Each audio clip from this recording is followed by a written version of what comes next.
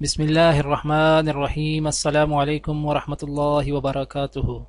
آج ہم رسول اکرم صلی اللہ علیہ وآلہ وسلم کا جماعت میں حاضر نہ ہونے والوں کے متعلق ایک فرمان بیان کریں گے انشاءاللہ۔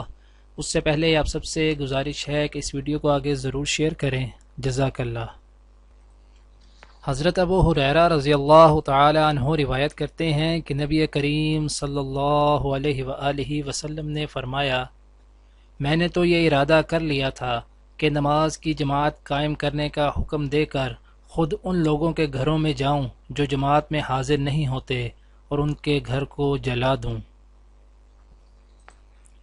دعا ہے کہ اللہ تعالی دنیا اور آخرت کی تمام بھلائیاں عطا کرے، عمل کی توفیق دے۔ سبحان ربک رب العزت عما یصفون وسلام علی المرسلین والحمد للہ رب العالمین، آمین۔